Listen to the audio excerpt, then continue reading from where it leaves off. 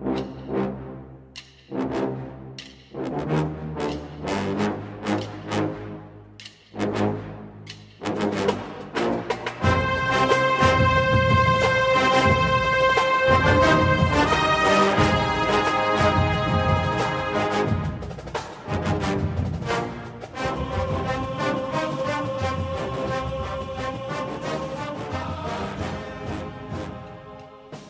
morning, Bucknutters. Welcome to the Bucknuts Morning 5 here on Wednesday, October 25th, 2017. I am Dave Biddle, and I'm very happy to be joined by the People's Champ, Matt Baxendell.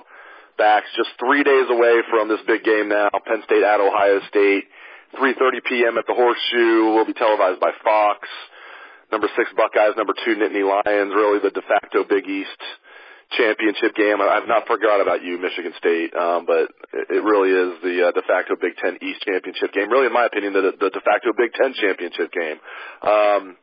Before we move on to just any type of specifics, let's just cut to the chase. Give me your prediction on this game. Buckeyes favored by 6.5.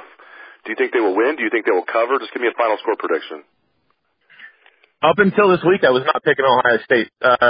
Let me pick that back. I wasn't picking OSU until I saw JT Barrett play against Nebraska. Initially, I was thinking Penn State was going to come out and we weren't going to be able to score enough points to beat them. But I have, maybe my heart's getting the better of my head. I don't know. But I think the Buckeyes are going to win this one. I'm taking them 38-27. Yeah, I have the Buckeyes winning and covering as well. A very similar score. I mean, similar point difference, that's for sure. The exact same point difference as you said. I have 31-20. So yeah, I think the Buckeyes are going to take care of business. I initially had it even a bigger margin. I had it 38-24, but with the weather not looking good. Now things can change. We're 3 days away, so things can still change. But the weather not looking good. The Buckeyes have not played well in bad weather really throughout the Urban Meyer era. So let's transition to that and talk about that a little bit. Had a chance to talk to Kevin Wilson last night, aka Ron Wilson, the best offensive coordinator in the history of football. Might be exaggerating just a tad there, but not much. He talked about the reason they practiced outside yesterday, Bax, and I'm telling you, anytime there's any type of bad weather, they're always inside. Not yesterday. They were practicing outside, bad weather in Columbus, and they're getting ready for Saturday in case it's inclement weather. If it is bad weather, I know it's the same for both teams. It seems like it affects Ohio State more than their opponent. It just seems like it's been that way, Bax. Are you confident this offense can be not just, competent, but can be what they need to be to win this game in bad weather? Yeah, that's been a Meyer era. Oh, it was windy and rainy. Well, we couldn't throw the ball. JT couldn't throw a pass that was 4 yards because it's too windy or some crap, right? Well, the one thing I think is a positive right now for OSU is that it was windy at Nebraska 2 weeks ago, like 20-mile-an-hour winds, and JT cut right through that winds without thinking about it. So, I'm optimistic. I'm going to be optimistic. It's hard for me not to be an optimistic person, but they really, really need to make sure that their tailbacks get the football and they establish a running game in this one because the reason this team is as good as it is at times is to be that power run team, and then JT can develop the passing game off of their running successes. They talk about how Saquon Barkley needs the ball. J.K. Dobbins needs the ball. I mean, Dobbins hasn't had a ton of carries since, the Indiana game? Let's get him a lot this game. No doubt about that. I'm sure he will. I think you need to ride Dobbins in this game. Mix Weber in a little bit, but it doesn't need to be a situation where Dobbins has 12 carries and Weber has 10. I want to see Dobbins, really be the bell cow. Still mix Weber in there a little bit, but Dobbins needs to be. You're right. He needs to be the focal point. He really does. If Weber's going to get the ball a lot, Dave, it better be 3rd and 1 or 2nd and goal on the 2 or something. He'll get those hard yards that Dobbins might not get. But otherwise, let Dobbins have a potential to rip one for 60. Give him the ball more. He's more dangerous. Yeah, absolutely. He could be the difference maker in this game. He's almost like I don't want to put this on him, but he's almost like a young version of Saquon Barkley where he can, he's not as big as Barkley, but, he has that home run hitting ability. He can make something out of nothing. He just can do things that other backs cannot do. Mike Weber is a solid, really better than solid. He was Big Ten Freshman of the Year last year as a redshirt freshman. He's a good college running back. You could say very good. I don't think he's great, but Dobbins is clearly better. So, yeah, I hope they ride Dobbins. I'm with you on that. The offensive line needs to play well. Speaking of that, Urban Meyer was asked, I thought this was a really, really, really good question on the Big Ten teleconference yesterday. Urban Meyer was asked, in what ways, what specific ways has your team improved since the Oklahoma game? Everybody was down and out after the Oklahoma game. It's like, wow, no one thinks Oklahoma's defense is no one's going to confuse Oklahoma's defense with a good win. Ohio State, barely put up 16 points. They got a field goal late just to make it look, kind of good, when Oklahoma's defense was completely backing off. So, Coach Meyer mentioned three things. He said he just started with something defensively. He said our pass defense, that's number one. That's improved. The pass defense has improved. He said they were exposed against Oklahoma. He said the timing of the quarterback and the wide receivers and just basically the play of the quarterback and the wide receivers has improved.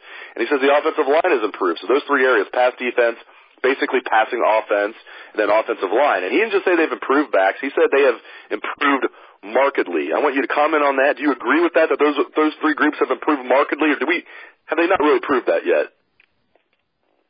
I think two of those three groups have improved markedly. I certainly think JT and the receivers are a lot better, and even when they're passing against statues against Nebraska, they're still completing passes and they're still making difficult passes, and JT's throwing accurately. I think the O-line was fine the whole year. People were ready to kill Isaiah Prince after the Oklahoma game until you watched the film and JT held the ball too long. He's had a quietly very good year. I think the O-line is not an issue at all. My big concern is going to be, hey, Kendall Sheffield, this is Deshaun Hamilton. Can you cover him? The answer is probably no. That's the part I'm worried about right there.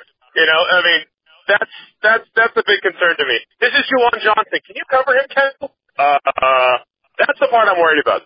The pass defense might have gotten better, but they still gave up 350 yards against Nebraska. Yeah, exactly. And Iowa is a really good team. Let's keep in mind, though, Iowa, it took Penn State to the last play of the game to win that game. So people that are concerned. Yeah, but Penn State had 550-yard offense in that game. Iowa kept that game close and almost won because they were great in the red zone against Penn State. Penn State went up and down the field on them, right? And Iowa just happened to bend but not break till the last play. That was the only reason they were in it. They got outgained 2-1.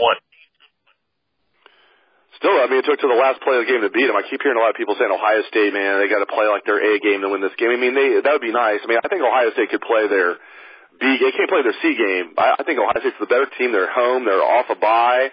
I'm not buying Penn State. I'm not putting Penn State up there with Alabama, where Ohio State has to play this crazy A game for Ohio State to win. Ohio State can, as long as Ohio State plays solid, plays B-level football, for their standards, I think they're going to win. If they play A-level football, look the hell out, because Urban is so good in rivalry or in rematch games, in revenge games is the phrase I'm looking for. His record in revenge games backs is fantastic, and maybe I'm looking too much into that because those type of trends can change eventually, but.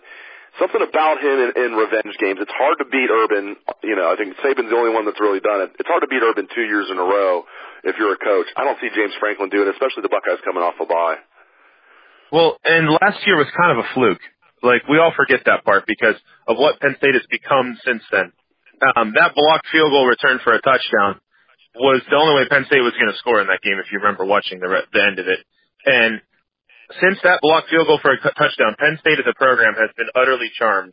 Outside of a last-second loss to USC that everybody gave them credit for, they've been running people over. It's a completely different team now. And Ohio State owes them. Ohio State has a debt from Penn State that needs paid. And the only way that debt's going to be paid is to come out and run them over. And the last time there was a debt like this that I can remember for Ohio State was 2014. Coming off of that 2013 Big Ten championship loss, Ohio State went on the road and scored 49 points against a damn good Michigan State defense.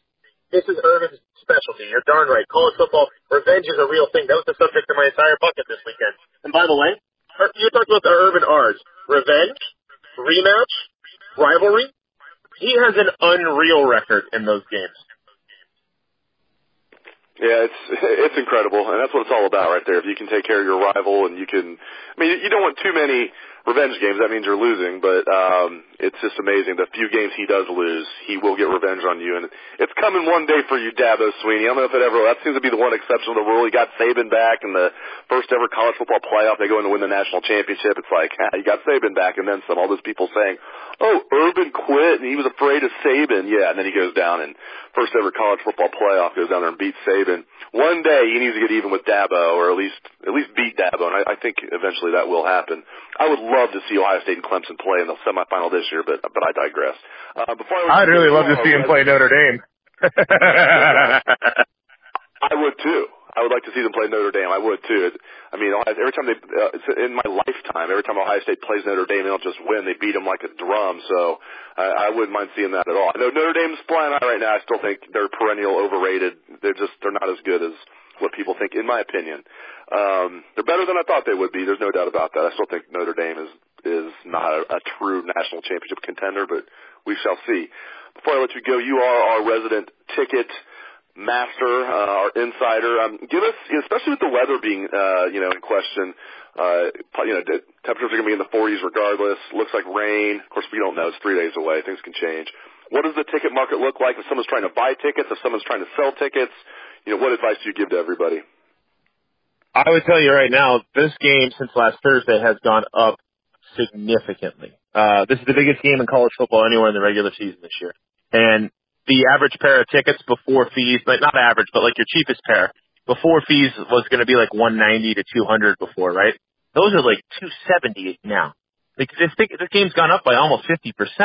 And Ohio State fans are buying up tickets left and right. Penn State fans are paying to drive over here. Right now, the only thing that could depress this market is if it looks like it's going to be 40 degrees and downpouring at kickoff, because this game has spiked in demand. I think your only hope if you're looking to get into the game cheap is to wait as long as you can and hope the weather sucks, because that'll deter a significant portion of the crowd that's looking at tickets right now. But the demand for this game over the last 7 days has gone up just exponentially compared to where it stood a week ago. And a lot of that has to do with the fact that everybody looked at Penn State and said, oh, they drove the hell out of Michigan. They're absolutely legit. And everybody looks at Ohio State and thinks they're legit too. A lot of people, myself included, see this as a Big Ten championship game in late October. So I would wait as long as I could and hope the weather's no good if you haven't bought tickets yet. Otherwise, you're going to be shelling out. And you have every college football pregame show in the world that's going to be here. Game day is going to be here. Even though the game's on Fox, you have Fox's pregame show is going to be here. They're going to have they're basically having their version of game day here. So I actually give ESPN credit. I've been critical of them. They don't pick the best game. They pick the best game that makes sense for them. What games that they're showing on one of their networks. That's not the case this week. They're coming to Columbus, and I give them credit. They've already come to Columbus once this year, and they did a Penn State game last week.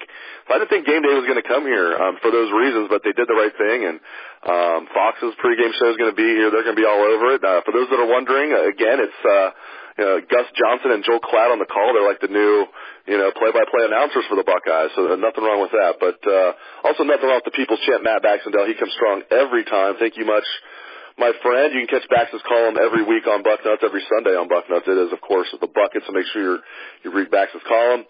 And thanks to all the listeners out there for tuning in to the show. I appreciate it. Hope you have a great day. Programming note, we will interview Urban Meyer tonight around 6:30 p.m., so keep it locked to Bucknuts for that. Let's hear that Buckeye swag, best end band in the land.